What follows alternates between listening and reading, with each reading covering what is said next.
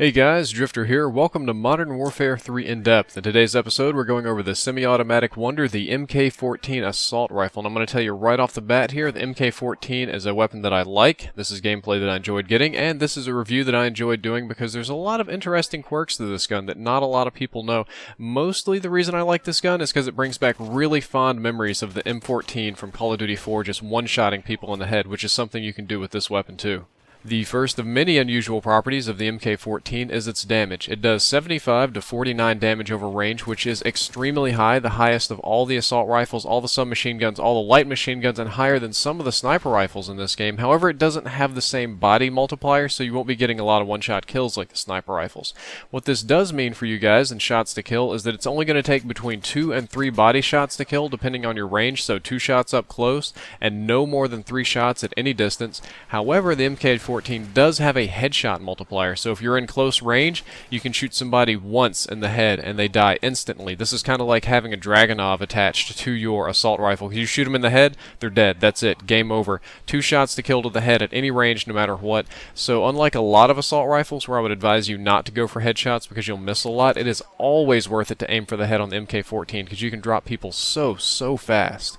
The rate of fire on the MK14 is something of a complicated issue because it's a semi-automatic weapon, which means it only fires as fast as you can pull your trigger. However, it does have a maximum speed for that.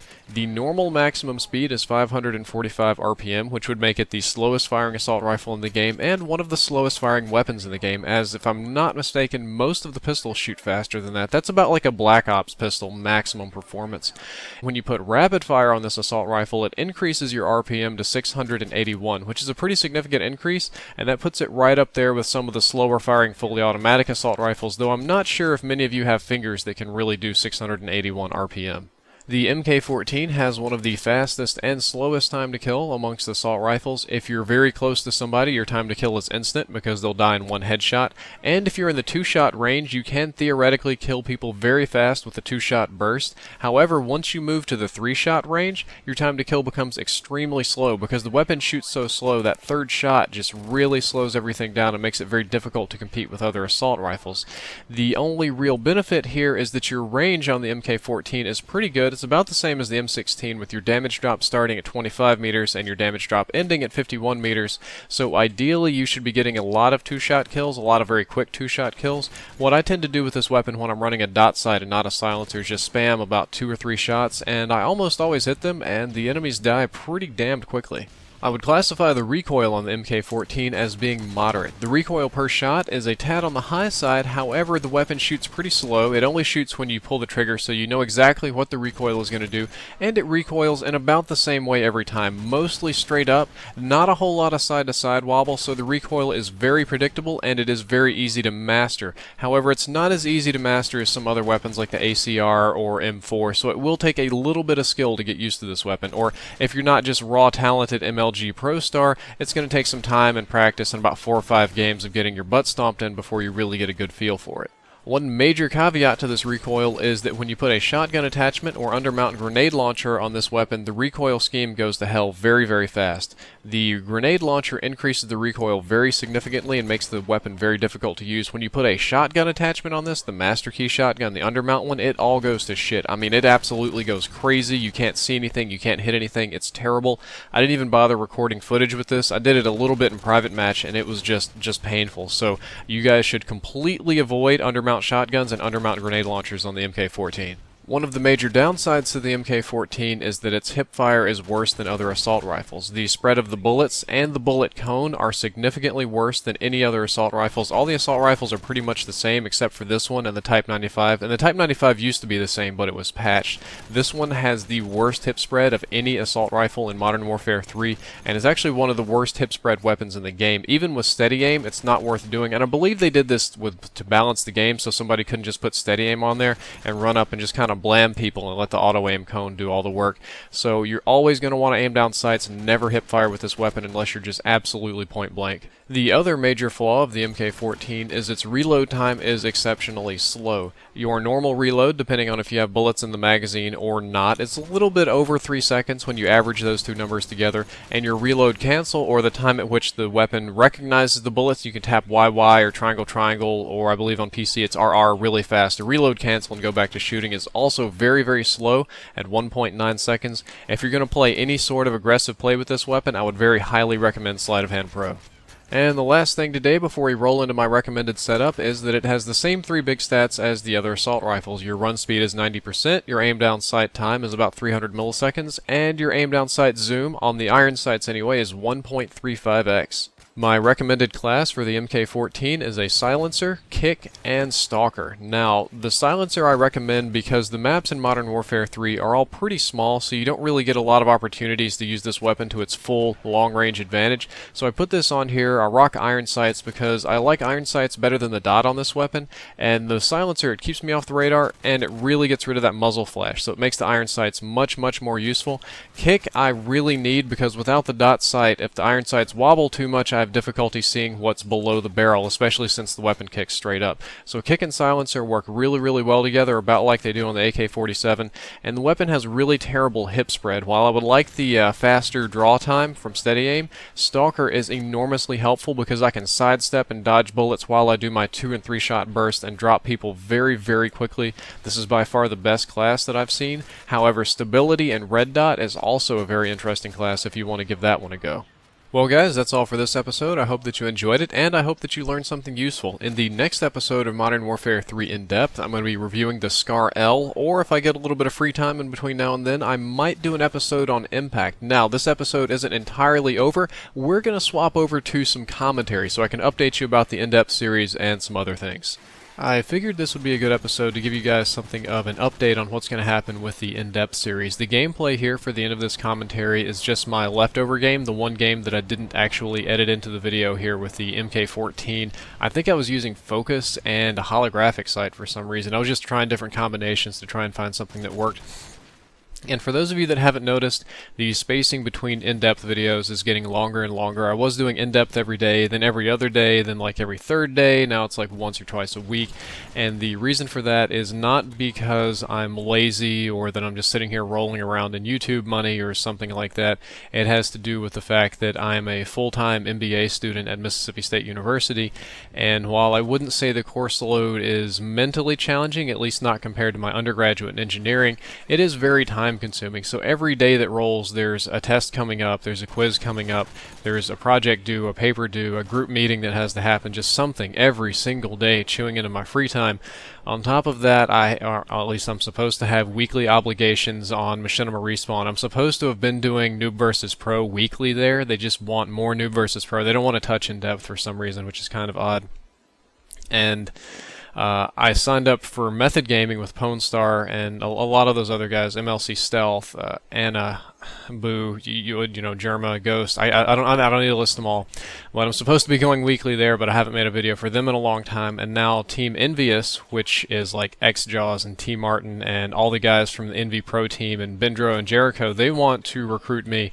And I'm supposed to go weekly there as well. And on top of this, I'm actually working on If It Were Realistic. I know you don't believe me, but I'm filming If It Were Realistic machinimas and doing live action If It Were Realistic stuff, which is very, very time consuming. So my workload is getting spread all over the place. And while In-Depth is undoubtedly the biggest and most successful thing on this channel, it's really only one of many, many things that I'm working on at the moment, and unfortunately a lot of the other things are long-run projects. So for you guys, it seems like I'm just sitting here doing nothing, where I'm just like stacking episodes and videos up all over my computer trying to prepare for bigger and better things, yada yada yada. But I just thought you should know that more in-depth is coming, but they're going to be coming slower. I'm going to try to do an in-depth every 3 days. I'm going to try, and I'm trying really hard to keep daily or bi-daily uploads on my channel, but that's also very, very hard to do. And I'm sorry I haven't done much Battlefield either, but I've moved over to Battlefield PC. However, my PC isn't quite as beastly as I thought it was, so I'm having a lot of technical problems recording, and bros on PC are pretty fucking hardcore, so I get stomped really hard coming over from console. It's pretty hard for me to get gameplay there. And Another update for you guys about my second Xbox. For those of you that watch the technical problems video, you'll know that one of my Xbox, well, my only Xbox died, and I sent it in for repairs, and I went to Walmart and just bought a brand new Xbox because I have to have it. Xbox every day. I have to get these videos going. Just every day I have to work on things. A day that I don't have an Xbox is a day that I can't work, which is no good for anybody here. And my Xbox is supposed to be coming back in from Microsoft this Tuesday or Wednesday. And I put in the video, I didn't know what to do with it. I was going to do a giveaway maybe. I was going to turn it into a Netflix machine. And I asked you guys what you said I should do. And I was really surprised. I thought most of you would say giveaway or give it to me. Most of you actually said that I should just sell it and put the money toward college. But as much as I appreciate that sentiment, and believe me, I do, that was the least selfish thing that I've seen on YouTube in a long time. It just doesn't feel right. I try and go things about a very logical kind of way, but this is one that just doesn't feel right for me to sell something to you guys, to fleece you in some way. So what I've decided to do, and bear with me on the logic here, is I've decided to take the Xbox, put a bunch of drifter names and logos and graphics and a little bit of stuff from Ozzy on it and sell it on eBay, but I was going to donate the money to charity. And by selling my Xbox, this isn't an Xbox that I just went to Walmart and bought. This is an Xbox that I've had for a year that's made pretty much every video on this channel that you've ever seen or on Machinima Respawn. That was my Xbox. I'm going to put it in the box of the new Xbox with a new controller, new cables, new everything pretty much completely ready to go.